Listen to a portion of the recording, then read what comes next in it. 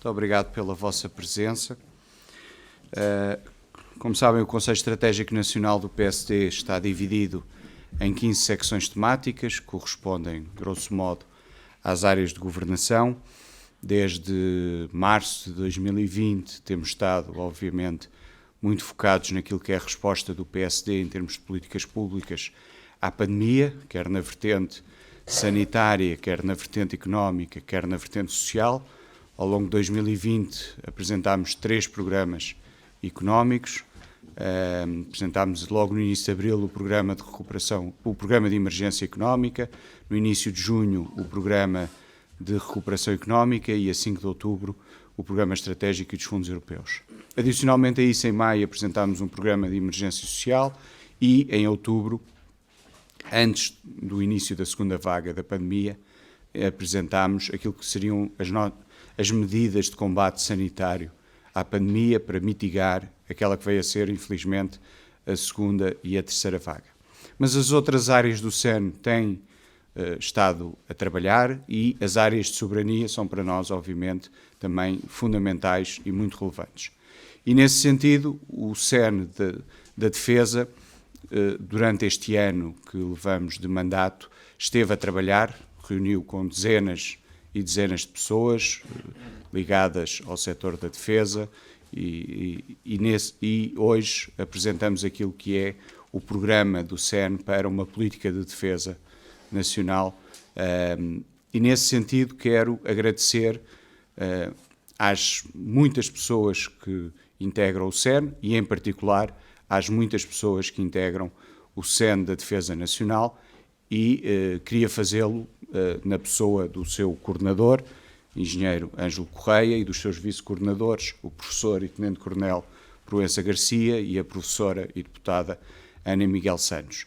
Aquilo que hoje apresentamos e que será apresentado pelos 3 que são os especialistas na área é a nossa visão para uma política de defesa de futuro que garanta ao país que essa função de soberania é feita de forma eficiente e que garanta que as diferentes missões que hoje são responsabilidade das Forças Armadas são executadas cada vez com melhor qualidade e com melhor eficiência em diferentes planos, quer nacionais, quer internacionais. Mais uma vez, o meu obrigado à secção do SEN de Defesa Nacional, a todos os seus inscritos, e passaria a palavra ao Sr. Engenheiro Ângelo Correia. Muito obrigado. Muito obrigado. Sou Joaquim Sarmento. Minhas senhoras e meus senhores, porquê, neste momento, abordarmos esta questão? Por um conjunto de razões que eu situaria do seguinte modo. Estamos num momento em que nós temos constatado que os nossos militares estão em funções na República Centro-Africana, estiveram a salvar vidas em Moçambique há uns anos, estiveram no Iraque, estiveram no Afeganistão, estiveram nos Balcãs. Hoje em dia em Portugal estiveram a desinfetar lares, casas que estavam infectadas pelo Covid, estão a dirigir as operações de vacinação dos portugueses, estiveram a constituir hospitais de campanha, estiveram a fazer inúmeras funções, fazem inúmeras funções, estiveram nos incêndios florestais, existe uma unidade especial no Exército para o apoio ao combate aos fogos, ou seja, há um conjunto de circunstâncias que desvenda um pouco este véu que cobria as Forças Armadas Portuguesas e que representa o seu empenho nacional em muitas missões.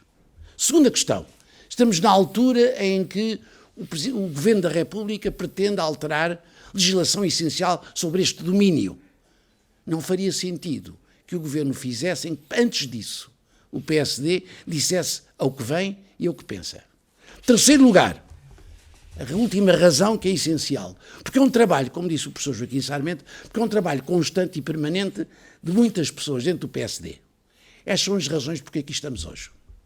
Segundo lugar, o que é o programa que nós vos deixamos uma cópia a cada um? Isto é, não é um discurso, é um conjunto de textos. O que é que eles representam? O que é que eles querem? Querem, acima de tudo, uma postura política para levar as questões ao debate. Este é um texto de partida, simultaneamente com um texto de chegada. Se quiserem, é um alfa e um ômega. É algo para iniciar um debate nacional sobre um tema em que os portugueses não falam. Sobre o tema em que Portugal tem deixado poucos falarem, quando é uma matéria que diz respeito a todos nós. Se há matéria que é transversal a todos os portugueses, a todas as regiões, a todos os estratos socio-profissionais, a todos os setores nacionais, é a defesa. Logo, temos de abordar. Os portugueses têm de a discutir. O PSD quer contribuir para essa discussão. Quer colocar um problema como nós o vemos, para que daqui surja também uma hipótese de debate em que possamos chegar a outro ponto de chegada mais enriquecidos do que agora como partimos. Terceira questão básica. O que é este documento? Este documento tem questões que eu diria de duas naturezas. Questões que estão prescritas, que são pontos de partida que nós aceitamos, louvamos e aplaudimos, e questões de inovação que é necessário introduzir para mudar. O que é de consensual e de passado? É o próprio conceito constitucional de defesa. O conceito constitucional de defesa nacional tem elementos essenciais que nós guardamos respeitosamente e guardamos empenhadamente. Porquê? Porque mostram o que é a defesa nacional. A defesa nacional não é a defesa militar da República. Também é a defesa militar da República, mas é mais que isso. É a garantia da segurança do funcionamento das instituições. É a garantia da proteção aos portugueses, às suas vidas, aos seus bens, às infraestruturas do nosso país. É a garantia que temos um corpo e uma entidade capaz de projetar as intenções e os desejos do poder político no exterior de Portugal. As Forças Armadas são, nesse sentido, o grande instrumento do Estado na ordem externa. É isso, esse conjunto todo, esse acervo de valores, de princípios e de modos de pensar que constitui o transfundo que a Constituição nos dá, que nós respeitamos e mantemos. Perguntar se é suficiente essa postura. Não, porque em relação às Forças Armadas há duas realidades que se colocam. E em relação ao conceito de defesa nacional, há outras realidades que se colocam.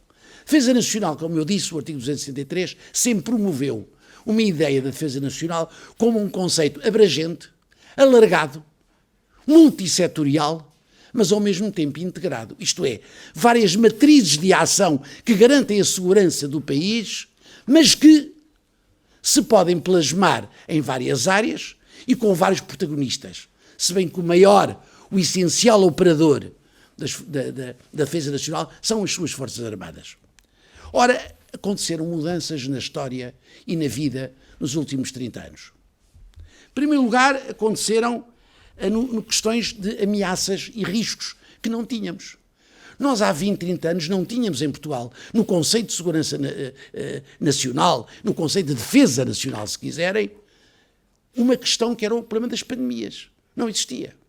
Não tínhamos o problema das mudanças climáticas e os riscos que isso implica para a defesa do país. Não tínhamos a ameaça terrorista tão intensa como hoje em dia é. Não tínhamos o problema da arma de destruição maciça que existiam. Não tínhamos tanta a visão, a abordagem da defesa dos direitos humanos em todo o planeta, em todo o mundo, que todos os órgãos políticos internacionais consideram como questões relevantes, nomeadamente as Nações Unidas. Tudo isso não aparecia.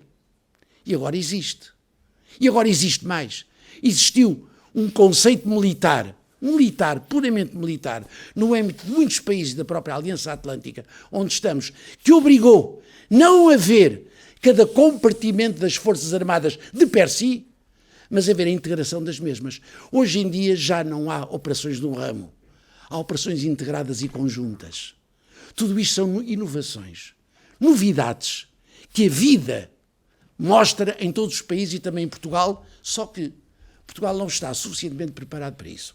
E é nesse sentido que a nossa proposta, e face a estas circunstâncias, é percebermos que a noção de ameaça e a noção de risco e a noção de ameaça está prescrita na Constituição. Está desde 82. A primeira interpretação, no tempo em que eu era deputado à Constituinte, o texto inicial da Constituição nunca referia qual era a ameaça que respeitava à defesa nacional. Era ampla. Depois de 82 circunscreveu-se à questão da defesa nacional apenas para ameaças externas. E é isso que nós hoje em dia achamos que é anacrónico. É um tempo do passado. Hoje em dia, quando se fala de um ataque de ciberdefesa, onde é que ele começa? Onde é que ele acaba? É na fronteira do lado de lá? É cá dentro? É de cá dentro para o interior? Ou é de cá dentro para o exterior? Tudo hoje em dia, a globalização mudou as regras, mudou os instrumentos, mudou os conceitos. É isto que nós queremos mudar. É isto que nós queremos colocar para consideração nova, para percebermos que as questões não são hoje como eram no tempo westfaliano, como era no tempo pré-globalização, como era no tempo pré-revolução digital, onde estamos hoje envolvidos. Logo, primeiro objetivo, claro, é tornar perceptível a necessidade de mudar alguns instrumentos e algumas afinações no conceito de defesa nacional. Segundo lugar, que é essencial perceber, é a noção da externalidade ou internalidade. Hoje em dia há uma porosidade entre o exterior e o interior. A defesa nacional é global. E como é global e atua em várias áreas, basta pensar nas pandemias, basta pensar no terrorismo, nós somos obrigados a pensar no problema da segurança nacional, que é um conceito mais amplo que o da defesa militar, mas que se integra, se quiserem, no conceito de defesa nacional, constitucional. Temos de pensar em que há uma cadeia de valor e há uma cadeia de processamento deste tipo de ameaças e riscos que obriga a uma coisa. Obriga a que no passado eu tinha a segurança interna totalmente separada da defesa militar. Eu tinha a proteção civil completamente separada de tudo o resto. Hoje em dia isso já não tem sentido. Hoje em dia, quando as ameaças são globais, quando os riscos são globais, a resposta tem de ser global, e ser global não é ser dada por uma só entidade. Não. Nós temos de respeitar o estatuído em relação à segurança interna, onde temos forças próprias, temos de respeitar o estatuído em relação à defesa militar, onde temos forças próprias, temos de respeitar o estatuído para a proteção civil, onde há instrumentos e organizações próprias, mas há uma coisa que temos de perceber, é que elas não são compartimentos estanques que atuam uns sem os outros. Elas são compartimentos que atuam em conjunto e só em conjunto produzem um produto final, um resultado final mais útil e mais necessário para Portugal e para os portugueses. É sobre isto que nós consideramos e é sobre isto que nós apresentamos quais são até os pontos de vista que numa eventual revisão constitucional que venha a ocorrer, nós consideramos fundamental alterar. Alterar o que é que significa? Significa previamente consensualizar. Nós não estamos interessados em considerar este capítulo da defesa nacional como algo que é um produto do PSD ou produto de outros partidos. Não. As questões da defesa nacional, da segurança interna, da justiça, da política externa do país, são áreas essenciais onde o consenso democrático interno num Estado é fundamental. Para quê? Para evitar, quando alguém ganha eleições, querer rever tudo o que estava feito pelo anterior governo. Nestas áreas, onde pensar, organizar, aplicar na lei, aplicar no terreno, tirar conclusões, são 5 fases, que levam anos a perceber. Muito para além da gestão de um próprio governo, de uma legislatura. Nós temos que dar ao país, ao mesmo tempo, a força, a clareza de uma organização, mas o tempo necessário para a maturação das ideias e a sua consolidação. É por isso que o PSD não quer ter as suas propostas. Quer ter a sua afirmação, mas de modo a que as suas propostas sejam debatidas e encontradas um consenso nacional. Temos pena que outros não o façam. A nossa missão é fazê-lo. E é por isso que estamos hoje aqui a afirmar estas questões essenciais e a pensar que temos de o enquadrar deste modo. O texto que temos, a primeira parte do texto, contém um conjunto de orientações doutrinárias que caminham todas para um ponto final, que é este. é dizer que a defesa militar, a segurança interna, a proteção civil e as informações estratégicas, não as de segurança, são peças essenciais que se interligam para produzir aquilo que, desde 1980, 79, 80, os especialistas desta matéria, nomeadamente militares e académicos, que se preocupam com esta questão, chama segurança nacional. Nós não queremos constitucionalizar este tema, porque a segurança nacional não é uma organização, é um estado de alma, é um estado que se obtém, é uma capacidade que o país tem para mostrar que está bem ou mal. Por isso não a constitucionalizamos, mas explicitamos-la. Pretendemos abrir um debate, podemos ser objetivos e, como tal, para a segunda e terceira parte destas nossas intervenções, a segunda eu tenho aqui o Sr. Professor Dr. Francisco Proença Garcia, que além de militar, chegou à patente de coronel, depois saiu, doutorou-se, hoje em dia é o responsável dos programas avançados do Instituto de Estudos Políticos da Universidade Católica.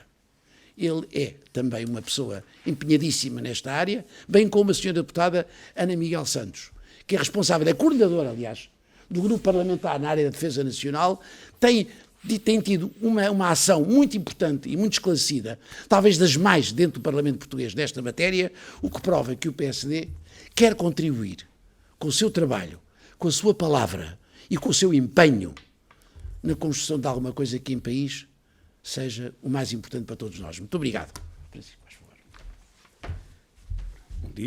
Bom dia a todos. Bom, o engenheiro Ângelo Correia fez um enquadramento conceptual do documento.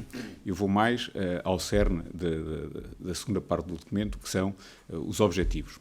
Como é que isso foi construído? Com base nas teorias da estratégia, toca as três áreas da estratégia. Vamos da estratégia genética à estrutural e à operacional. Começamos logo por uma alteração, uma proposta de alteração, ou uma reflexão sobre a alteração da estrutura superior para a tornar mais eficaz, mas depois também aborda a parte de tornar a carreira militar e o ser e o estar militar mais atrativa, mais apelativa. Tem essa componente social e de desenvolvimento das carreiras, mas depois tem toda aquela parte ligada à genética, ou seja, o engenheiro falou nas novas ameaças, ou ameaças que se manifestam de forma diferente e que nós temos que estar sempre preparados, de uma maneira prospectiva, irmos adaptando às novas realidades e preparar-nos para as ameaças cyber e híbridas, ou seja, cyber warfare, preparar-nos na área das tecnologias disruptivas. Temos que estar atentos à robotização, à inteligência artificial, o que é que isso altera nas operações militares e na estrutura militar. Depois também, muito importante ainda dentro da estratégia genética, a ligação às áreas do conhecimento, quer na área da saúde, onde podemos ter investigação e temos investigação e laboratórios na área militar que devem trabalhar mais conjuntamente com a componente civil, a investigação aplicada para os equipamentos e a sua ligação, quer às universidades, quer às indústrias de defesa, e depois temos toda uma visão mais para a estratégia operacional, para o emprego dos meios, onde realçamos muito, e falou no emprego das forças nacionais destacadas, ou dos elementos nacionais destacados, onde damos especial ênfase, onde é necessário haver uma política. Hoje faço uma leitura geopolítica das nossas forças nacionais destacadas, mas não vemos uma política e uma estratégia para essas forças nacionais destacadas. Temos que definir bem essa política e a ligação à CPLP, também ela é extremamente importante, o realce da CPLP, a colaboração e a cooperação no âmbito da defesa com os países, que deve ser reforçada e eventualmente, termos formas de operacionalizar mais não só na área da cooperação, mas depois em exercícios e em missões militares. Genericamente, são 6 grandes objetivos que vocês aí têm, depois tem um conjunto de detalhes que vão da área da saúde, da investigação, dos meios, das tecnologias, mas abrange estas 3 áreas da estratégia. Está bem? Muito obrigado.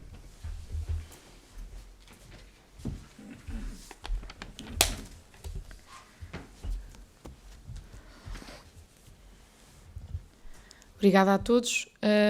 Antes de mais, queria corroborar tudo aquilo que os meus antecessores tão bem já ilustraram e, portanto, não vos vou tomar muito tempo sobre isso, dar apenas esta nota. São temas que estão na ordem do dia no Parlamento e, portanto, esta é a visão que eu também posso aqui acrescentar esta nova visão das Forças Armadas, umas Forças Armadas do século XXI, adequadas para responder a ameaças do século XXI e que, eu diria isto até do ponto de vista pessoal, termos a oportunidade de, em matérias que normalmente não têm tanto ou tanta discussão ou tanta intervenção, perceber que as Forças Armadas no último ano, num contexto de pandemia, têm tido um trabalho essencial e muito estratégico, muito assertivo no combate a esta pandemia. Para nós, para o Partido Social Democrata, é efetivamente o resultado daquilo que nós também temos vindo a dizer e que está também refletido neste documento. Realmente a nossa visão das Forças Armadas e aquilo que também temos vindo a defender é por umas Forças Armadas ao serviço das pessoas. Realmente o engenheiro Ângelo Correia tão bem ilustrou, porque também tem essa visão histórica e consegue, de alguma maneira, caracterizar aquela que tem sido a percepção que os portugueses e o mundo civil têm das Forças Armadas. Portanto, cada vez mais nós temos uma visão menos bélica das Forças Armadas e percebermos que as Forças Armadas servem para, sobretudo nos sistemas democráticos, como é o nosso caso, evidentemente, para promover a paz. Eu repito isto, as Forças Armadas servem para promover a paz, estão ao serviço das pessoas, protegem pessoas e os seus bens. E, portanto, eu julgo que, e lanço também aqui esta nota final, as Forças Armadas num Estado de Direito Democrático, sobretudo nos momentos atuais em que enfrentamos recursos escassos, em que vamos atravessar agora momentos de fortes constrangimentos financeiros, temos que olhar para o empenhamento de recursos e dos seus bens de uma forma eficaz, rigorosa, para não haver desperdício. E, portanto, dar esta nota de que as Forças Armadas devem ser uma reserva estratégica para que um país cada vez mais consiga responder a situações de pandemia e a situações cujas ameaças obrigam cada vez mais a uma resposta coordenada dos vários agentes do Estado. E, portanto, as Forças Armadas não podem ficar só condenadas ou afastadas a esta visão bélica, devem sim ser empenhadas, estar junto às pessoas para as proteger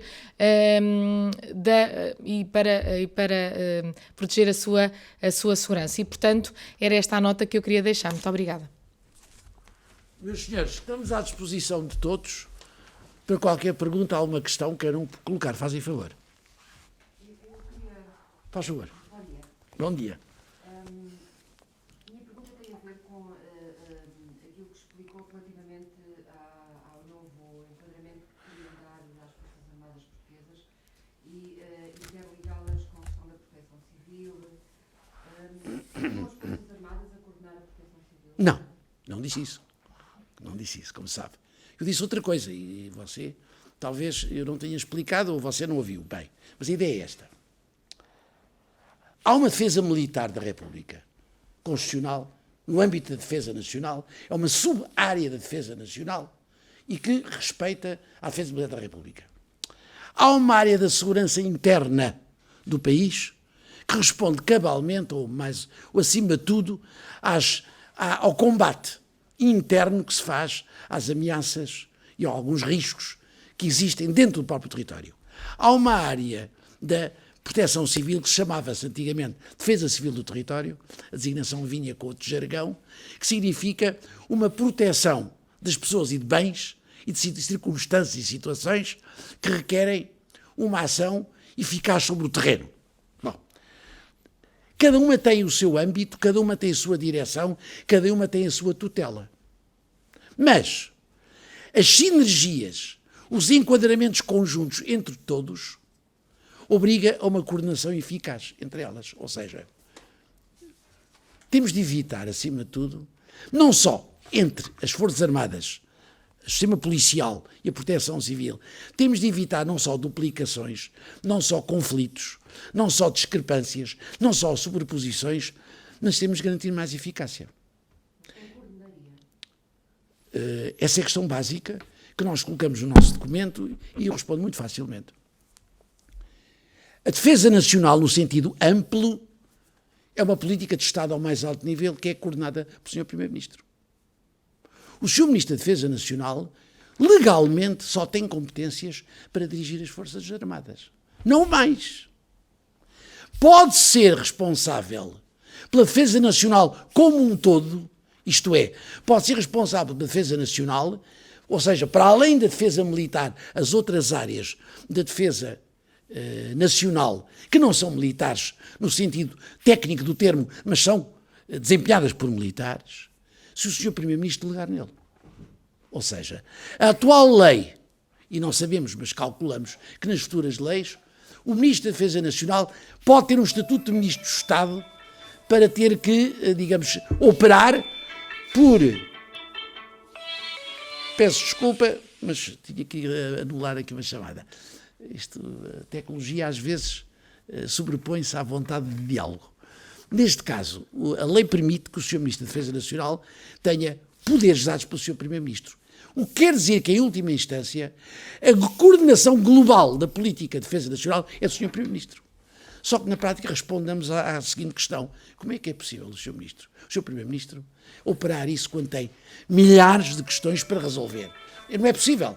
Como não é possível, a nossa ideia é simples. Devia haver um Ministro de Estado coordenador, ou um Vice-Primeiro-Ministro, ou um Ministro de Estado coordenador, que fizesse uma coisa muito simples.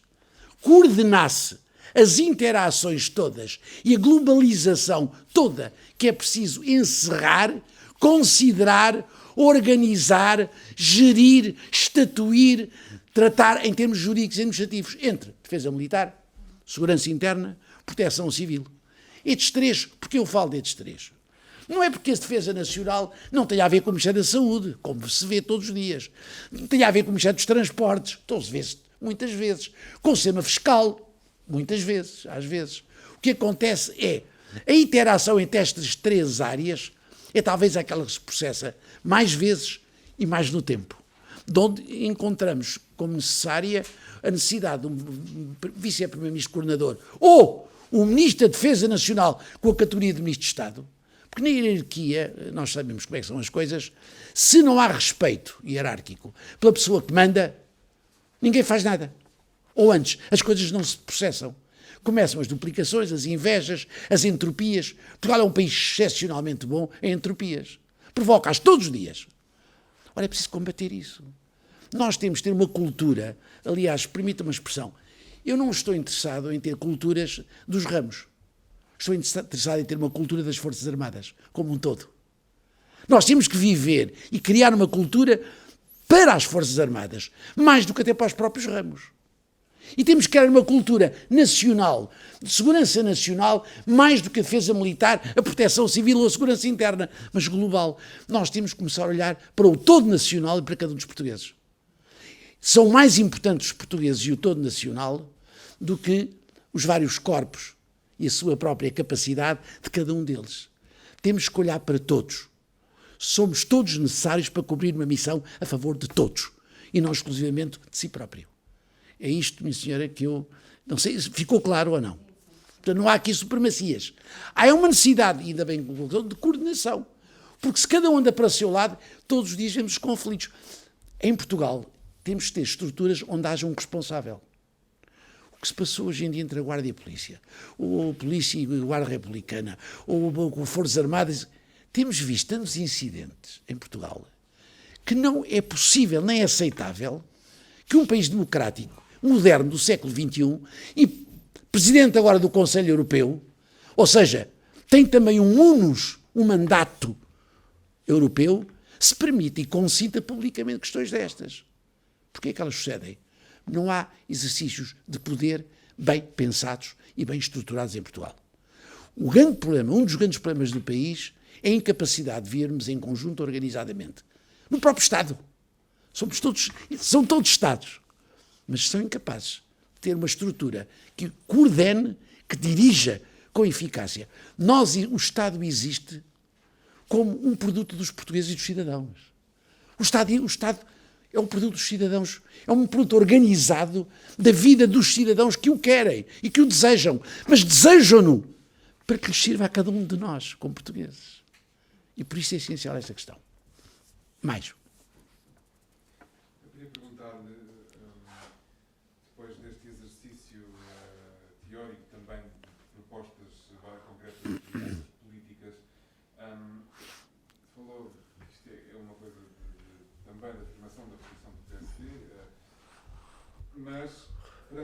publicidade quer crer que fazem uma avaliação negativa ou, pelo menos, insuficiente da atuação deste governo na área da defesa.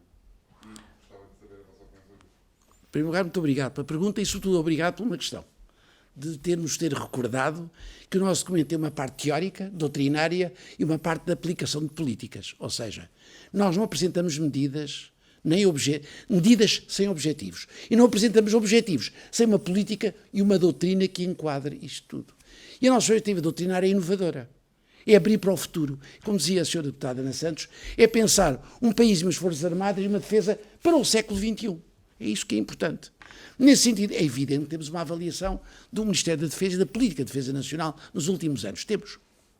Temos, e ela é simples. Há muitos anos que todo o poder... Aliás, comecemos pelas Forças Armadas. As Forças Armadas, que não é de Política de Defesa Nacional, é um instrumento fundamental da Política de Defesa Nacional. Mas comecemos pelas Forças Armadas, que são mais limitadas. Quando se deu o 25 de Abril, o país saiu para a rua a aplaudir as Forças Armadas. Aplaudir. O país todo aplaudiu. A não ser alguns que não gostaram. Mas o país, de um modo geral, todo aplaudiu. E deu um estatuto especial às Forças Armadas. O tempo foi passando e cada vez mais o país tem olhado com alguma indiferença cada vez maior as Forças Armadas. E se o país faz isso, o poder político ainda faz pior às vezes. Ignora-as. O poder político não tem tratado devidamente bem as Forças Armadas. E nesse sentido isto reflete-se também agora nos últimos anos. Dou-lhe 2 exemplos que são fáceis de perceber. Não sei se sabes os números. Há mais oficiais superiores e sargentos que soldados. Geralmente há uma pirâmide hierárquica em que na base estão o número e o escalão mais baixo. E vai subindo até o oficial-general. Em Portugal não há uma pirâmide. Há assim uma coisa assim já. Ou seja, como é que se tem unidades operacionais preparadas para intervir onde faltam soldados e há oficiais e sargentos a mais que soldados? Não faz sentido. Isto é, não só... Eu agora sou obrigado a falar também em nome do PSD, já que estamos aqui do PSD. Eu não gosto de partidarizar a questão da defesa nacional. Não gosto de partidarizar. Nunca. Tentei sempre, ao longo da minha vida, fui presidente da Comissão de Defesa há muitos anos, no tempo em que alguns senhores, eu não era vivo ainda, se calhar, mas como eu sou um velhote já. Agora bem, eu posso falar um bocadinho do passado. Nessa altura, quer o PS, quer o PSD e até o PCP. Temos muito boa relação com o PCP em matéria de defesa. Respeito, nos 100 anos do PCP, há uma coisa que eu respeito do PCP. E a atenção que tem para as Forças Armadas. Isso tem que ser dito. Mesmo que eu não seja favorável, nem adepto, nem nada que se pareça com a doutrina do PCP genérica, política. Mas em relação às Forças Armadas, fez sendo um comportamento rigoroso. Simplesmente o que acontece é que nos últimos anos nós temos uma ideia quase civilista de poder e antimilitarista. Tudo o que vem dos militares é mau. Quando se nomeiam alguns militares para algumas funções, aqui de El Rei, gritam algumas pessoas da área da esquerda portuguesa. Gritam, clamam, como se não fossem capazes, competentes e portugueses. E o que acontece nos últimos anos é interessante. Quanto mais eu verifico um certo afastamento, uma certa desconsideração para as Forças Armadas, noto 2 coisas. Cada vez mais os militares das nossas Forças Armadas cada vez estão mais bem preparados em termos individuais. Intelectualmente, culturalmente, organicamente, são das pessoas que mais estudam, mais debatem e mais se organizam.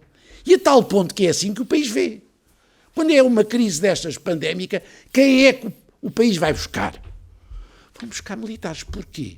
Pela formação que têm, pela prática que têm, pela vida que têm, por um conjunto de valores, métodos e princípios que executam na vida. Simplesmente o poder político não lhes dá os meios necessários e suficientes. Há 5.000 soldados a menos, face a 4 anos, que são necessários para dar completamento total às unidades operacionais portuguesas. E não há dinheiro para isso. Mas também não há outra coisa pior. Há uma coisa pior. Não há incentivos. Um militar que venha ganha muito menos, às vezes, que um bombeiro. Como é que querem atrair militares? Como é que querem que fiquem uns anos nas Forças Armadas? Não dão meios. Toda a reforma 2020 que o governo do PSD encetou, hoje em dia está comprometida pelo conjunto de coisas que não se fizeram. Portanto, nós somos muito críticos de tudo isso. Mas voltamos à questão. Somos críticos, é verdade. Mas sabemos que temos de construir um espaço, uma doutrina e um princípio que seja comum aos portugueses. Há tempo de debater, há tempo de se opor, mas há tempo de edificar um país que chama-se Portugal. Hoje, dizendo tudo o que queremos dizer, há uma coisa mais forte que temos que dizer. E que, acima de tudo, é o tempo de edificar Portugal para o século XXI. E esse é o nosso objetivo hoje. Isso implica maior investimento? Implica, claramente. O país tem que fazer escolhas. Eu não diria aquela escolha do Samuelson entre a manteiga e os canhões. Como se lembram todos do Paul Samuelson, que explicava sempre essa opção. Mas vai ser necessário. Vai ser necessário, mas mais do que ser necessário o maior investimento, nós temos que rentabilizar unidades que temos em Portugal na área militar que possam também ser exportadoras de serviços. Olha, a reforma da Zogma, por exemplo. A Zogma, há 10 anos, tinham dificuldades financeiras terríveis. 15 anos. A reforma permitiu um passo que levou a que, por exemplo, em Évora, se visitarem a fábrica de Évora e a própria unidade aqui de reparação em Alverca, a quantidade de países que traz os seus helicópteros e aviões a serem operada a sua manutenção em Alverca. Ou a construção dos novos aviões da Embraer, uma grande parte das peças construídas em Portugal. Isto é um exemplo em como há spin-offs a partir das áreas militares. Uma área militar começa com uma questão, mas que a seguir há uma organização onde está o Estado, mas onde estão privados, que leva, por exemplo, ao desenvolvimento e à exportação de Portugal. Outro exemplo. Os taleiros viram que já estavam falidos. Estavam falidos há uns anos atrás. Foram privatizados. E bem, é a única solução. Hoje em dia estão a trabalhar para vários sítios do mundo e vão trabalhar para mais. Estão a trabalhar para o Estado e para privados. Que pagam. E que pagam. O grande problema não é trabalhar, é ser pago. Estão a acontecer. Outro exemplo. O Arsenal do Alfeite. Nós deveríamos ter, e está no nosso programa, o que nós gastamos em reparar e manter as nossas fragatas, os novos submarinos no estrangeiro, é muito. Porquê que Portugal, no Estado português, Estado, aqui não é privado, é o Estado, nós não redinamizamos e repensamos o Alfeite no sentido de ele ter meios que exerça esta missão para Portugal. E se o fizermos bem, atraímos outros. Há uma coisa que nós temos que saber, e sabemos todos, e os senhores que são jornalistas contactam com o país mais do que eu, seguramente. Se nós não soubermos fazer nós para nós, ninguém vem cá pôr-nos nada para fazer. Temos de dar nós o exemplo. Ora, nós, as últimas reformas, ainda empreendidas no final da primeira década do século XX, 2009, mais ou menos, foram trágicas para o Alfeite. Somos nós que estamos a tentar recuperar a imagem de ter um instrumento do Estado que dá emprego qualificado na margem sul, mas que tem que ser do Estado, mas bem organizado e bem pensado. Isso nós queremos fazer. Portanto, a sua pergunta é perfeitamente pertinente. Corresponde exatamente ao nosso pretendido e ao nosso desejo. Mais questões. Faz um Zeca. Faz favor. Só para sistematizarmos a coisa de forma mais clara, falou também com a necessidade de consenso, isto são coisas que precisam de maiorias qualificadas, não é? O Ministro da Defesa também já o desejou. Entre este Conselho de Defesa Nacional do PSD e as coisas que já se vão conhecendo da forma defendida pelo governo socialista, quais seriam as principais diferenças ou as bandeiras do PSD neste caso? Tenho a certeza que o Hugo tem mais informação do que eu. Por se estar onde está, por ser quem é e saber mais destas questões do que é que vai acontecendo do que eu. Portanto, eu deveria ter dirigido assim, para fazer a mesma pergunta. Mas pressupondo que ambos sabemos a mesma coisa, o que é talvez um erro grande da minha parte, tentar saber tanto como você o que se vai passar nessas matérias, eu diria o seguinte: o conceito de defesa nacional é o mesmo. Isso é muito bom. O conceito base no PS e no PSD é o mesmo. Com uma diferença. Nós queremos, na questão das ameaças, clarificar face aos tempos modernos que fazem outro sentido. Segunda questão. Quanto aos diplomas que aí vêm, eles tocam apenas uma questão, que é um problema da organização, como o professor Dr. Francisco Porença Garcia falava há pouco. Trata-se na recriação, reorganização, reforço de uma ideia de reforma dentro do comando das Forças Armadas na área operacional. O problema que se passa em Portugal é muito simples. Sempre existiram 4 ramos. 3 ramos e um Estado-Maior-General. O Estado-Maior-General, ao princípio, era decorativo. Aliás, o principal título do chefe de Estado-Maior-General era o principal conselho militar do ministro, como vinha nas leis militares, nas leis da República. Nos últimos 10 anos, 15 anos, o chefe de Estado-Maior-General adquiriu para si próprio e para o ENCFA o chamado controle operacional das Forças Armadas em tempo de guerra. A seguir, incluiu o tempo de paz. Portanto, a este momento, a coordenação operacional das Forças Armadas em tempo de paz ou em tempo de guerra compete ao chefe de Estado-Maior-General, o comando a ele e a organização ao ENCFA. Portanto, diz-se que não há diferenças. Há uma pequenina diferença que não é conceptual. Ou seja, a divergência que existe, que parece muito grande na sociedade portuguesa, não é grande. Atinge a forma de organização mais adequada para responder ao amplexo institutivo do que é que significa a coordenação operacional. Porque dizem, mas a lei está lá escrito. Está. Mas nos regulamentos e nas outras legislações não há incisos suficientemente vindo da leis base que justifiquem que se aplique isto claramente de uma maneira rápida. E é por isso que nós dizemos que esta reforma, que nós sabemos ainda o texto porque não veio para a Assembleia e a primeira pessoa a sabê-la seguramente vai ser a senhora deputada Ana Santos, que imediatamente nos vai fazer chegar uma cópia. Mas de tanto quando foi o nosso ponto de vista que os pusemos, ao Sr. Ministro, que os pusemos, para não haver dúvidas, expusemos e dissemos o que queríamos. Que é isto, este documento está pronto há 2 meses, mas a pandemia impediu apresentá-lo publicamente e dificultou. Mas expusemos o que é que queríamos, qual era a nossa doutrina.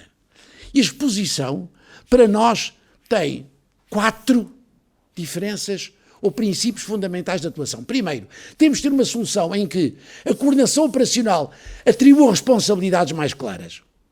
Portugal é atravessado pelo espírito notabilíssimo, de que ninguém é culpado, ninguém é responsável, passa culpas uns para outros. Porquê?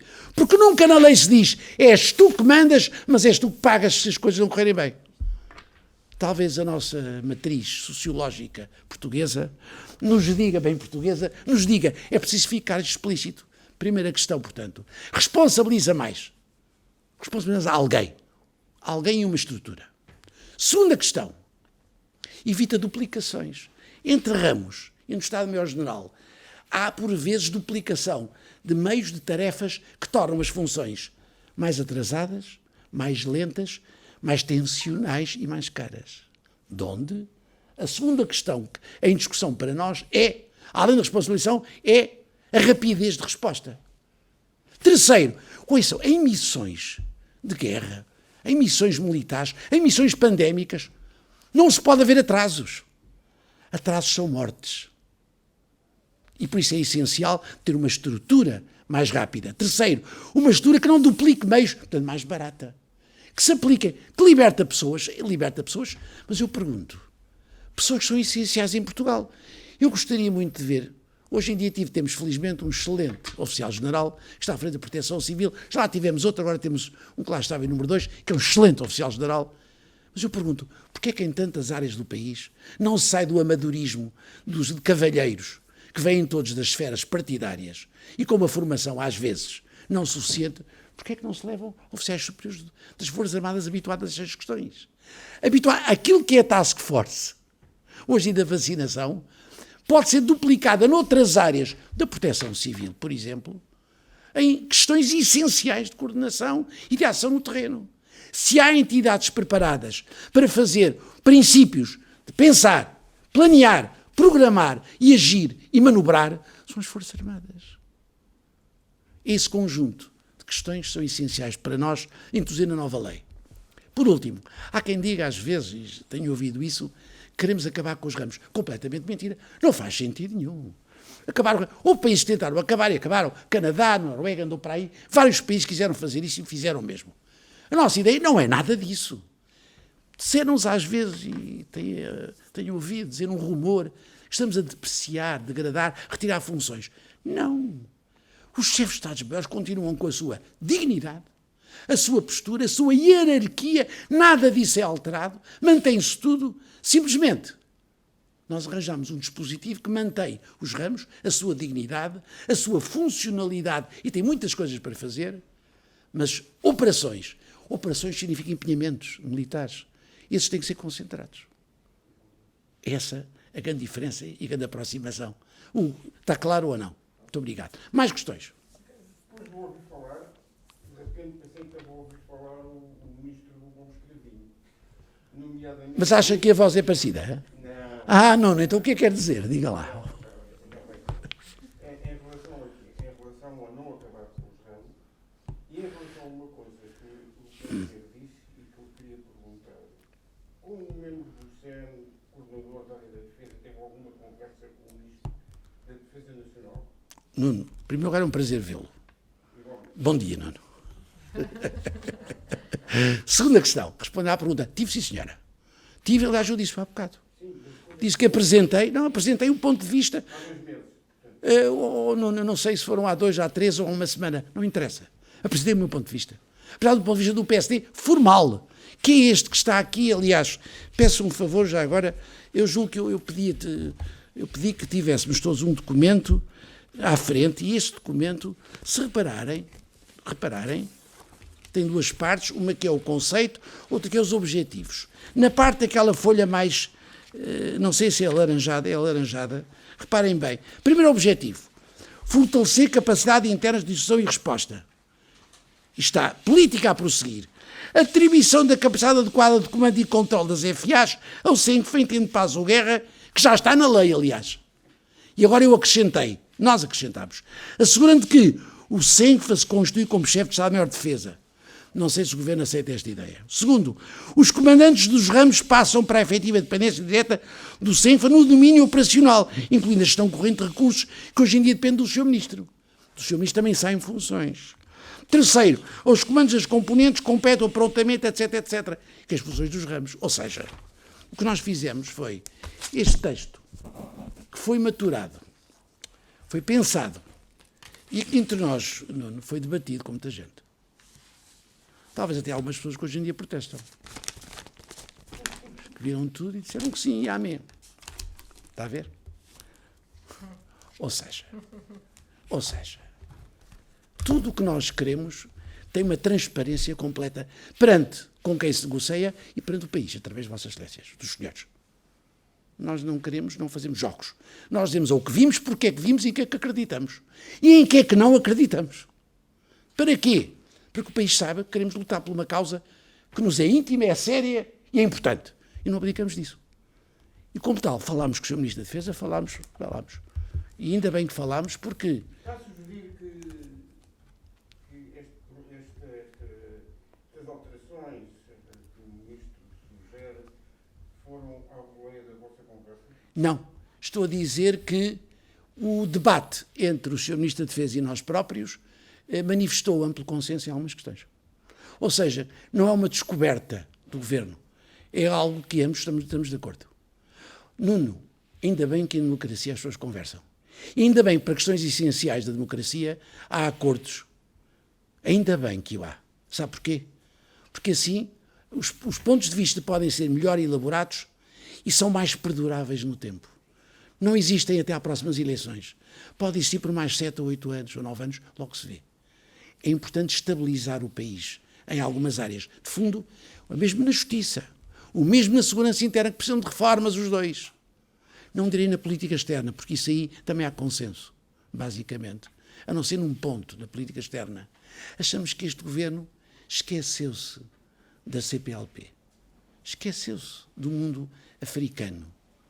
De repente somos nós que nos temos de lembrar da África e reclamar a necessidade de um empenho, de uma ligação, de uma articulação entre povos que se lutaram e que hoje em dia se consideram irmãos. É por isso que o professor Francisco Proença Garcia dizia, na área operacional, é muito importante pensar que as Forças Armadas são talvez o instrumento mais importante para a cooperação militar.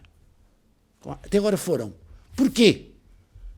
É curioso, sociologicamente, como é que o instrumento que no passado teve os maiores presenças e conflitos em África, hoje em dia, é o instrumento mais bem aceito pelos povos africanos com quem debate em Portugal é com eles, com os militares. Porquê? O que é que une? O que é que une os povos e as Forças Armadas dos dois lados para serem tão próximas? É muito interessante isto. E prova uma coisa. As Forças Armadas portuguesas, como as Forças Armadas de qualquer Estado, mas nomeadamente Portugal, tem 800 ou 900 anos de história, são uma instituição fundamental do nosso país. É a dignificação deste conceito que nós queremos colocar no dia de hoje à nação portuguesa. Mais alguma questão, meus senhores? Foi um grande prazer vê-los. Desejar que o Covid fuja de vós e que vós fugides do Covid. Muito obrigado.